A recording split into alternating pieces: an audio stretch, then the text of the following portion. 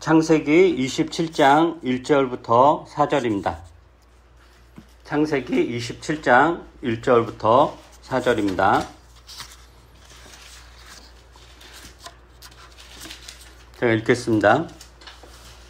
27장 1절부터 4절. 이삭이 늙어서 눈이 어두워 잘 볼 수 없게 된 어느 날 맏아들 에서를 불렀다. 나의 아들아. 에서가 대답하였다. 예, 제가 여기에 있습니다. 이삭이 말하였다. 얘야, 보아라. 너의 아버지가 이제는 늙어서 언제 죽을지 모르겠구나. 그러니 이제 너는 나를 생각해서 사냥할 때 쓰는 기구들, 곧 화살통과 활을 메고 들로 나가서 사냥을 해다가 내가 좋아하는 별미를 만들어서 나에게 가져오너라. 내가 그것을 먹고 죽기 전에 너에게 마음껏 축복하겠다. 이삭이 이제 맏아들 에서를 불러서 자기가 이제 언제 죽을지 모르니 죽기 전에 에서에게 마음껏 축복하겠다라고 합니다. 그런데 이제 조건을 걸죠. 에서에게 자기가 좋아하는 맛있는 음식을 만들어서 가지고 오라라고 그래요.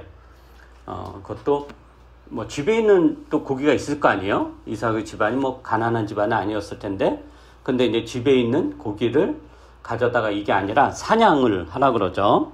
지금 당장 사냥을 해서 그 잡아온 고기로 별미를 만들어 가지고 오면 그것을 내가 먹고 너를 마음껏 축복하겠다라고 이야기합니다. 오늘은 이삭이 조건을 내걸어서 에서를 축복하겠다라고 한 게 뭘 의미하는지를 좀 이렇게 살펴보려고 합니다. 그 1절을 보면은 이삭의 상태를 이렇게 묘사하죠. 이삭이 늙어서 눈이 어두워 잘 볼 수 없게 되었다라고 그래요. 그 다음에 2절에 보면 이삭이 자신에 대해서 어떻게 이야기하냐면은 내가 이제는 늙어서 언제 죽을지 모르겠구나 라고 표현해. 그러니까 굉장히 안 좋은 거죠. 이렇게 뭐 노인이 되어서도 뭐 팔팔하게 살다가 이렇게 돌아가실 수 있지만 이제 이삭이 자기의 죽음을 이렇게 직감할 정도는 이제 몸 상태가 이렇게 안 좋은 거예요. 그러니까 몸의 기능이 이제 전반적으로 떨어진 거죠. 여기서 눈이 어두워 잘 볼 수 없게 되었다는 것은 대표적인, 그러니까 신체 기능의 떨어진 걸 대표적으로 이야기하는 거지, 다른 건 다 팔팔한데 눈만 안 보인다 이런 거는 아니에요. 그러니까 단 이제 전반적으로 신체 기능이 떨어진 거죠. 물리적으로. 뭐 나이가 들면 그렇죠. 걷는 것도 시원찮고 잘 넘어지기도 하고 기억도 가물가물하고 또 눈도 잘 안 보이고 이리저리 몸이 아프기도 합니다. 뭐 당시엔 또 병원도 없었으니 더더욱 뭐 고칠 수 있는 방법도 없었을 것 같고 그냥 이게 늙는 거다라고 생각을 했을 것 같아요. 소화 기능도 떨어질 것이고 조금만 움직여도 숨이 찹니다. 이삭의 상태가 이제 이러했다라는 거죠. 신체적으로 늙어서 눈이 어두워 잘 볼 수 없게 되었다 라든가 내가 이제 곧 죽을 날이 얼마 안 남았다, 이런 게 이삭의 신체적 상태를 이야기하는 거고, 그리고 이러한 신체적 기능에 저하는 자연스러운 거죠. 사람이 늙으면서 더 팔팔해지면 그거야말로 이상한 거죠. 늙으면서 점점점 떨어지는 게 너무 이게 자연스러운 거예요. 그건 너무 당연한 거예요. 근데 이제 이삭에 대한 이런 표현이 단지 신체적 기능과 관련된 건 아닌 것 같아요. 왜냐면 그 뒤에 전개되는 이야기들을 보면은 여기서 이삭이 늙어서 눈이 어두워 잘 볼 수 없게 되었다. 이게 신체적, 그러니까 신체적 기능이 떨어졌다는 것만 이야기하는 것이 아니라 그 뒤에 이야기를 보면 이삭이 어떤 그런 분별력, 정신 상태 혹은 영적 상태에 대한 표현이기도 합니다. 그러니까 나이가 들어서 어쩌면 이전부터 그랬을지도 모르겠는데 전반적으로 지혜와 분별력이 매우 떨어진 것을 보여줍니다. 눈이 어두워 잘 볼 수 없게 되었다, 이런 표현이. 그러면 이제 이삭이 어떤 상태인지 좀 더 자세히 보죠. 아까도 이야기했듯이 이삭이 늙어서 눈이 어두워 잘 볼 수 없게 되었다라는 것은 단지 눈만 어두워졌다는 것이 아니라 나이가 들면서 신체적 기능이 매우 떨어졌다라는 것을 의미해요. 그러니까 신체의 겉과 속이 다 퇴화되고 제 기능을 하지 못하는 거죠. 그런데 희한하게도 한 가지 떨어지지 않은 것이 있었어요. 그게 뭐죠? 그치, 입맛, 식욕이에요. 되게 나이가 들면 소화 기능도 떨어지고 음식 맛도 잘 못 느끼고 해서 음식에 대한 욕구도 이제 줄어듭니다. 적게 먹죠. 적게 먹고 이렇게 젊을 때 막 맛집 찾아 맛있는 거 막 이렇게 하지만 나이가 들면 이제 그러지도 이렇게 않죠. 근데 이삭은 식욕만큼은 이제 떨어지지 않았다라는 거예요. 근데 어느 정도로 떨어지지 않았냐? 마다들을 축복하는 데 있어서 맛있는 음식을 조건으로 걸 만큼 음식에 대한 집착이 강합니다. 성경 66권 전체에서 누군가를 축복할 때 이렇게 조건 걸고 한 경우가 없어요. 음식을 주고. 이삭이 유일합니다. 그러니까 굉장히 독특한 거죠. 그럼 우리가 보통 식욕이 강하다 이러면 좀 건강한 것 같잖아요. 원래 이제 건강해야 또 식욕도 강한 거잖아요. 근데 음식에 대한 욕구가 강하다고 해서 이삭이 건강하다는 의미는 아니에요. 왜냐면은 우리가 이제 건강하다라는 것을 여러 가지로 이제 표현하잖아요. 근데 그 중에 하나가 뭐냐면 균형이죠. 균형. 그죠? 내가 신체적으로 건강하다는 게 오른쪽 팔이 2m가 되는 거. 이게 신체적으로 건강한 거 아니잖아요. 물론 오른쪽 팔이 2m가 되면 내가 2m 앞에 있는 거를 내 손으로 쉽게 잡을 수는 있죠. 그런 기능은 있지만 이 신체에서 이 왼쪽 팔이 이렇게 뭐 1m가 됐다, 2m가 됐다. 이거는 그 길어진 걸로 더 유능한 거를 할 수 있겠죠? 그렇지만 그거를 건강하다고 하진 않거든요. 그러니까 건강의 핵심이 뭐냐면 여러 가지 표현할 수 있지만 하나가 이게 균형이에요, 균형. 그러니까 나이가 들면 전반적으로 신체 기능이 떨어져야 되는데 다른 기능은 지금 다 떨어졌는데 식욕만큼은 떨어지지 않고 강하다면 그것을 우리가 건강하다고 볼 수 있을까? 그렇지 않다는 거죠. 예를 들면 나이가 들어서 다른 기능은 다 떨어졌어요. 다 신체적인 거 다 떨어졌는데 유독 성욕만 강해서 그것에 집착한다면 어떨까요? 되게 이게 건강한 게 아니죠. 이게 뭐 약간 이런 표현 죄송한데 추태일 수도 있고 보기 안 좋다 이럴 수 있는 거잖아요. 이게 건강하다고 볼 수 없는 거예요. 그러니까 이삭이 다른 기능은 다 떨어졌는데 유독 먹는 것, 식욕만큼 떨어지지 않고 오히려 더 강해지는데 그럼 이것은 건강한 게 아니라 우리가 흔히 집착이라고 합니다. 집착. 그러니까 정상적인 게 아니죠. 그럼 이제 그 이유가 뭘까? 이런 경우는 물리적 이유는 아니죠. 물리적, 신체적으로 다 기능이 떨어져서 식욕도 떨어져야 되는데 유독 식욕에 대한 집착이 살아있다는 것은 그 이유는 물리적 이유가 아니라 심리적 이유가 있을 거다라고 우리가 추측할 수 있습니다. 그래서 이제 최근에 이제 책 읽기 모임에서 읽은 사랑이 아닌 이승우 작가가 쓴 이 소설집에 보면은 이승우 작가는 이삭의 이러한 탐식을 어디에서 찾냐면은 이삭의 어떤 심리적 문제, 이삭의 트라우마로 해석을 합니다. 그러니까 이런 거죠. 그 이삭에게 모리아산이 이제 아브라함 이삭을 데려다가 이제 번제물로 바치려고 했던 그 산이 모리아산이거든요. 그 모리아산에서의 사건은 엄청난 충격이었을 거예요. 이삭이 그때 나이가 뭐 10대 후반, 20대 초반 이렇게 되었을 것 같은데, 왜냐하면 자신을 끔찍하게 사랑했던 아버지 아브라함이 자신을 죽이려고 했다는 것은 아무리 하나님의 말씀에 순종하는 행위라고 했더라도 엄청난 상처였을 거예요. 더구나 이런 이삭의 왜 이게 트라우마, 이삭이 차라리 도망쳤으면 뭐 일어나고 저다 있어. 확 뿌리치고 독립했으면 트라우마는 남을 게 없어요. 그냥 분노만 남는 거죠. 근데 트라우마는 저항을 못하는 거거든요. 그러니까 이삭이 순딩순딩한 성격이었을 수도 있지만 어쨌든 그런 걸로 인해서 아버지가 자기를 죽이려고 하는 거에 대해서 그 어떤 저항도 하지 못하는, 그래서 이제 그게 트라우마로 남은 거죠. 그러니까 이삭이 아무리 아버지 아브라함의 행동을 이해한다고 하더라도 머리론 또 아버지 아브라함의 행동이 어쩔 수 없는 하나님께 순종하는 그런 거라는 것을 이해하고 그 행동을 이삭이 받아들이더라도 그 상처는 마음속 깊이 배었을 거예요. 우리도 그렇잖아요. 나 굉장한 어떤 절친이 갑자기 어떤 사고로 죽었을 때 죽었다는 거는 받아들이잖아요.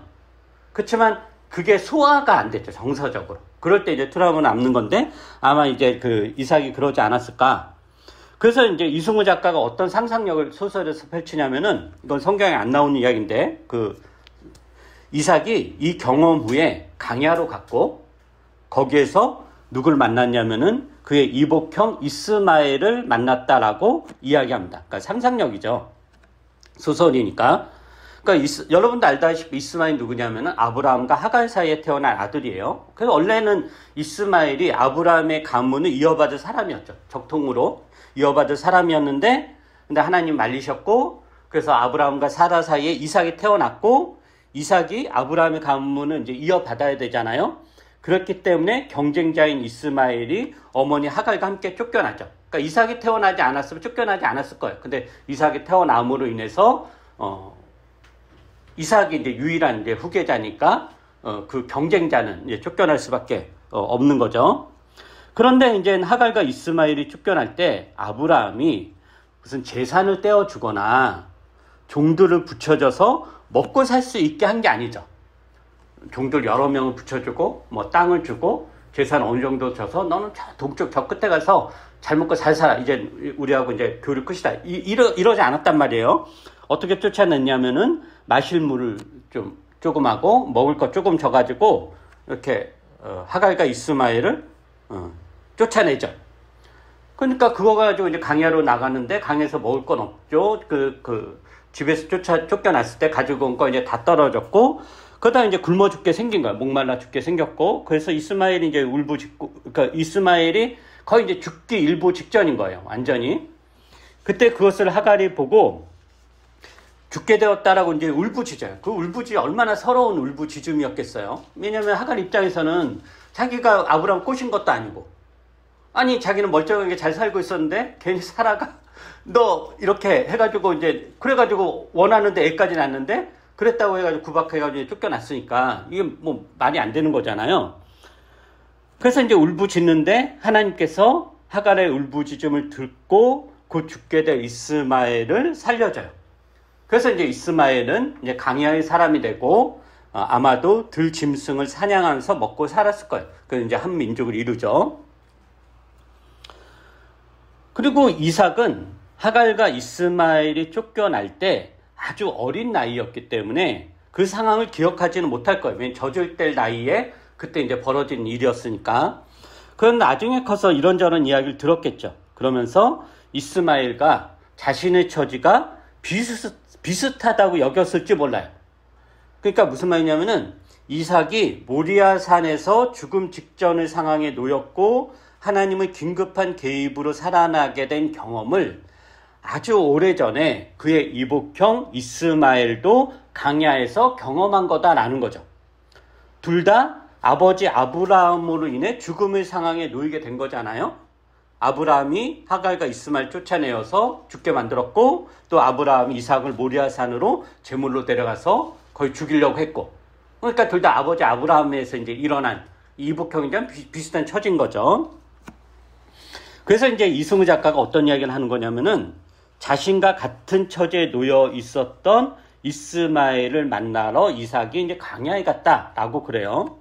그리고 이스마엘은 이삭에게 자신이 사냥한 고기를 대접했고, 이삭은 얼마나 배가 고팠게 강야를 이렇게 떠돌아 다녔으니까 허기가 져서 그 고기의 뭐 맛을 즐기거나 음미를 하거나 어떤 미식가라는 맥락에서 이 부위는 어디가 맛있고 이건 뭐 이런 게 아니라 허겁지겁 먹었을 것이다 라고 그래요. 그리고 이스마엘이 사냥한 고기를 이삭이 이렇게 허겁지겁 먹은 것은 단지 배고픔, 허기를 달래는 것이 아니라 그의 심리적 공허함을 채우고자 하는, 아버지로부터 버림받은 그것을 채우고자 하는, 그러나 결코 채워질 수 없는 행위가 음식을 우걱조걱 먹은 그런 거다라고 이야기합니다. 그래서 이승우 작가 소설에서 이렇게 이야기를 해요. 제가 이제 몇 단락을 읽어 드릴게요. 원래 교회 책수다 모임에서 읽은 책 가지고는 성훈 형제가 해야 되는데 제가 뺏었네요. 그건 다른 편도 있으니까.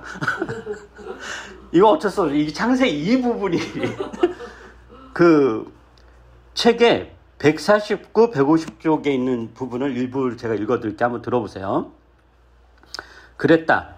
빈들을 자기 집으로 살고 뛰어다니는 야생의 짐승과 별로 달라 보이지 않는 이복형의 장막에서 이삭은 야생 동물 요리를 처음 맛보았다.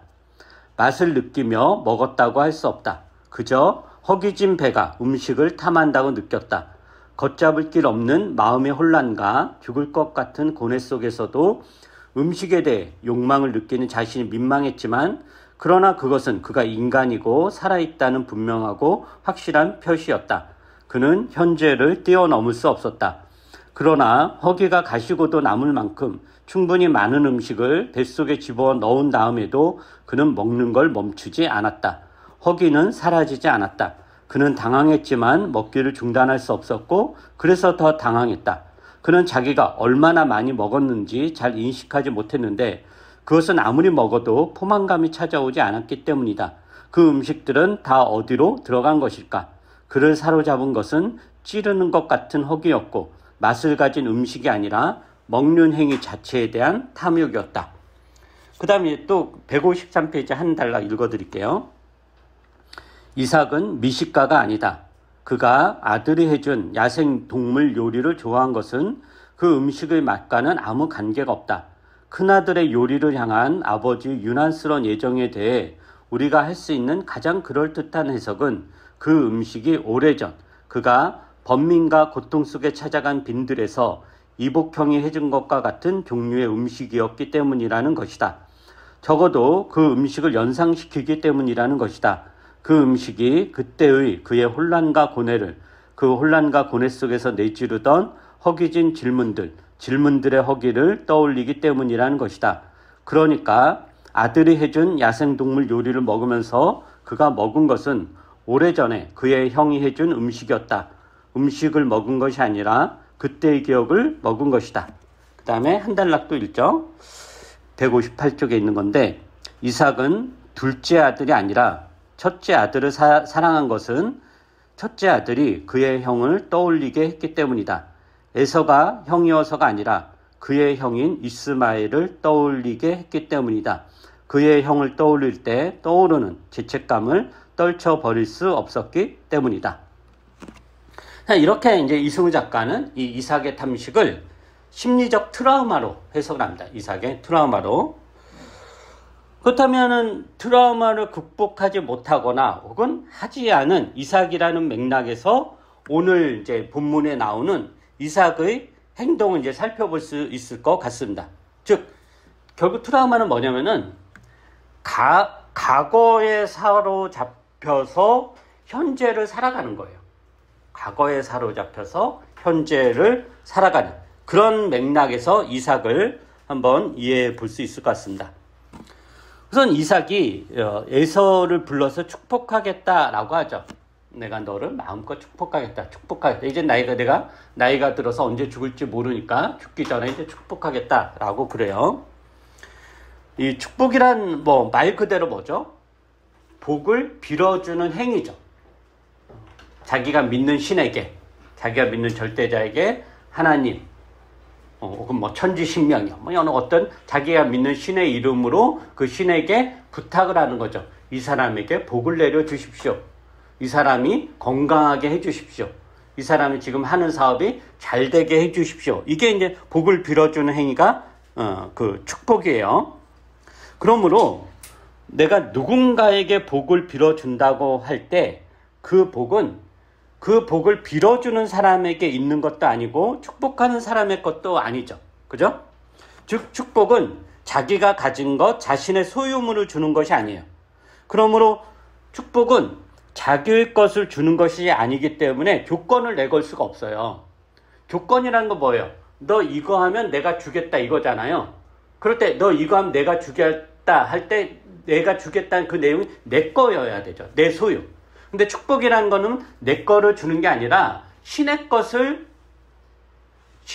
신에게 저 사람에게 주세요 라고 부탁하는 행위이거든요. 그러니까 내 것을 주는 게 아닌 거죠. 그러니까 조건을 내걸 수가 없어요.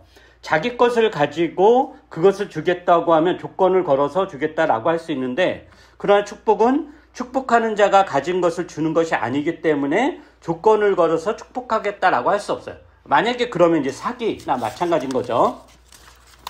근데 이삭은 맏아들 에서에게 축복하겠다라고 하면서 조건을 내걸어요. 더구나 이 아들은 어떤 아들이냐? 자기가 사랑하는 아들이에요. 우리가 창세기에서 보면 이삭은 에서를 사랑했고 리브가는 야곱을 사랑했다고 그랬죠. 자기가 사랑하는 아들이에요. 근데 자기가 사랑하는 아들이면 그냥 조건 없이 자기가 가진 거 다 주고 싶을 거 아니에요. 뭐든지. 그런데 조건을 내걸고 축복하겠다라고 해요. 네가 사냥을 나가서 짐승을 잡아다가 별미를 만들어주면 내가 그것을 먹고 너를 마음껏 축복하겠다라고 제안을 해요. 여기에서 이제 이삭의 문제가 드러나는 거죠. 즉 사냥한 고기로 요리한 음식에 대한 집착, 다른 말로 하면 극복하거나 해결하지 못한 트라우마가 이삭을 아주 흐릿하게 만듭니다. 자기의 것이 아닌 것을 자기 것인 양 조건을 내걸어서 주겠다라고 하죠. 그러다 보니까 원래 축복이라는 게 그러다 보니까 에서와 야곱을 불러놓고 다 같이 축복을 해야 되는 것이 당연한데도 이삭은 야곱을 따돌리고 에서만 축복하겠다라고 한 거죠. 즉 사냥한 고기로 요리한 음식에 대한 집착이 축복이라는 행위를 자신의 특권이라는 착각을 낳게 하고 그 결과 같은 아들인데도 불구하고 야곱은 소외시키고 에서만 축복하겠다라고 하는 거예요. 그러니까 다시 이야기하면은 이 축복이라는 것은 원래 몰래 하는 게 아니에요. 예를 들면 그 창세기 그 49장 이렇게 보면은 야곱에게 12명의 아들이 있잖아요. 그 12지파의 이제 그 조상이 되는 그 12아들을 축복하는 내용이 나와요. 야곱이 축복할 때 몰래 하거나 아들 한 명을 따로따로 불러가지고 너 나한테 이거 해줬으니까 내가 너 축복해줄게. 너는 뭐 막 이런 식으로 하지 않고 즉 어떤 아들은 빼놓거나 혹은 어떤 아들만 불러서 몰래 하거나 그러지 않았어요. 12아들 각각에게 빌어준 복의 내용은 다 다르지만 각각의 아들에게 공개적으로 야곱이 복을 빌어주었습니다. 그 어떤 조건도 내걸지 않고. 즉 야곱은 12아들을 모아놓고 그 아들 각각의 특성에 맞게 복을 빌어주었다라고 하는 거죠. 그런데 에서는 그 사냥한 고기로 요리한 음식에 대한 집착, 이게 일종의 트라우마죠. 그것을 극복하지 평생 못한 상태에서 지내다 보니까 걸 수 없는 조건을 가지고 에서를 축복하겠다라는 그런 말도 안 되는 일을 벌이는 거죠. 그 다음에 또 생각해야 될 게 뭐냐면은 축복이라는 게 뭐냐, 타인이 복받기를 빌어주는 행위잖아요. 그죠? 복받기를 빌어주는 행위예요. 그런데 단지 복받으세요라는 것으로 축복이 되는 건 아니죠. 예를 들면 야곱이 12아들에게 축복할 때 우리 12아들 다 잘되게 해서 이런 식으로 도매금을 하지 않았거든요. 각각 다 내용이 이렇게 다 달라요. 그러니까 타인을 위해 누군가 내가 축복한다고 할 때 복을 빌어준다고 했을 때 그 복의 내용이 담겨 있어야 돼요. 하나님 이 사람에게 이러저러한 복을 주세요 라고 이제 구체적으로 표현을 해야 돼요. 그런데 우리가 아무개에게 이러저러한 복을 주세요 라고 구체적으로 복의 내용을 빌어주기 위해서는 그 전제 조건이 뭘까요? 그 전제 조건이 그 아무개에 대해서 잘 알아야죠. 그죠? 그 아무개를 잘 알아야 그 아무개에게 알맞은 복을 우리가 빌어줄 수 있다는 거죠. 예를 들면 우리가 소금장수, 내 친구가 이제 소금장수라고 쳐봐요. 그 친구를 위해서 복을 빌어준다고 하면서 이 내 친구가 소금장수인데 좀 비유가 적절하지 않네. 요즘 세상에 뭐 어쨌든 소금이 중요합니다. 그렇죠. 이 땡볕에 무거운 소금을 짊어지고 다니며 장사를 하니까 하나님 내 친구를 해서 비를 내려 주십시오. 소금 장수가 시원하게 비를 맞고 기운을 낼 수 있게. 그러면 어떻게 돼요? 더 엉망진창이 되는 거잖아요. 소금이 뭐 다 물에 이제 흩어지고. 그러니까 소금 장수를 축복하는 거냐 했을 때 아닌 거죠. 그러니까 무슨 말이냐면은 우리가 누군가를 축복한다라는 것은 그 대상에 대해 잘 안다라는 것을 의미합니다. 모르면 엉뚱한 복을 빌어주게 되죠. 그래서 야곱이 12명의 아들을 축복할 때 그 복의 내용이 각각 달랐는데 그렇게 다른 이유가 뭐냐? 그냥 야곱이 대충 아무렇게나 한 것이 아니라 그 12아들에 대해서 야곱이 잘 알았기 때문입니다. 각각의 특성을 잘 알았기에 각각 다른 복을 빌어줄 수 있었던 거죠. 그러므로 우리가 누군가를 축복한다면 축복하기 전에 그 대상에 대해 잘 알아야 됩니다. 그가 지금 무엇을 원하는지, 그가 지금 어떤 고통을 겪고 있는지, 그의 마음이 어떠한지, 그에게 지금 필요한 것은 무엇인지, 그는 지금 어떻게 잘못 가고 있는지, 그가 원하는 것이 진정으로 그를 위한 것인가, 이런 것들에 대해서 내가 알아야 된다라는 거죠. 예를 들면 돈을 최고로 알고 돈에 집착하면서 살아가고 있는 사람을 축복한다고 아무개가 돈을 많이 벌 수 있게 해주세요, 금고에 돈이 수북히 쌓이게 해주세요 라고 비는 것은 축복이 아니라 저주인 거죠. 이런 맥락에서. 그러므로 누군가를 축복한다라는 것은 그 축복하는 대상에 대해 집중해야 됩니다. 그를 알기 위해 애를 써야 돼요. 그를 마음에 담아두고 그가 진정으로 잘 되기를 바라는 마음을 가져야, 그리고 그에 알맞은 복을 빌어줄 수 있는 거죠. 그렇다면 이런 축복의 행위는 내 욕심이나 내 욕망의 실현이 개입될 여지가 전혀 없는 겁니다. 오히려 그렇게 되면 이 축복의 내용이 오염되거나 왜곡되죠. 이삭이 바로 그랬던 거죠. 이삭은 에서를 불러서 그를 축복하겠다라고 했지만 사실 그의 목적 뭐예요? 에서가 사냥해온 고기로 만든 음식을 먹는 거예요. 즉 자기 욕망을 실현하기 위해서, 자기 집착을 실현하기 위해서 축복을 수단으로 사용한 거죠. 그래서 이게 어떻게 돼요? 에서라고 착각하고 결과적으로 야곱에게 축복한 내용이었는데, 그건 결과적으로 에서를 위한 것도 아니고 야곱을 위한 것도 아닌 것이 되어버린 거죠. 즉 이삭이 야곱을 에서로 착각해서 한 축복의 내용이 에서에게 한 거잖아요, 자기가. 그렇지만 그 내용이 진짜 에서를 위한 것인가, 에서를 잘 알고 한 것인가, 그것도 아닌 거고. 그러니까 이 축복의 내용이 에서를 위한 것도 아니고 야곱을 위한 것도 아니고, 왜냐면 그 축복의 내용대 야곱이 그렇게 되지, 인생이 풀려가지 않았거든. 엉망진창이 됐거든요, 야곱도. 그러니까 이게 말이 안 되는 거죠. 그러니까 예를 들면 자녀가 있는 분들은 자녀에 대한 소망이 있을 거예요. 그리고 그렇게 되기를 바라는 마음은 축복을 하겠죠. 그런데 자녀에 대한 소망이, 즉 자녀가 잘 되기를 바라며 기대하는 복의 내용이 내가 내 자녀를 잘 알아서 내 자녀의 특성을 잘 알고 그것을 잘 살려주고 자녀를 존중하여 나오는 것인지, 아니면 부모의 기대와 욕망이 투사된 것인지를 잘 살펴야 됩니다.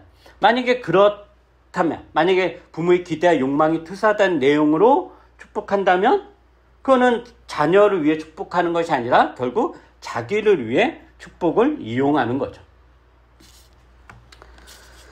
그 다음에 또 하나 이야기할 것은 뭐냐면 이거예요. 이승우 작가가 사랑한 일이라는 책에서 축복을 어떻게 표현하냐면은 정확히 이런 표현은 아닌데, 한계가 없는 것, 일종의 무한대라고 표현. 그러니까 무한대예요. 그러니까 무슨 말이냐면은 어차피 축복이라는 게 내 거를 주는 게 아니잖아요. 만약에 축복이라는 게 내 거를 주면 당연히 한계가 있죠. 왜냐면 나는 가진 것이 한계가 있고 건강도 한계고 한계라는 게 있잖아요, 나는. 그렇지만 축복은 나의 것을 주는 것이 아니라 모든 것의 모든 것이 되시는 하나님에게 복을 주시라고 비는 행위이기 때문에 이 축복하는 사람에게는 한계가 없다는 거예요.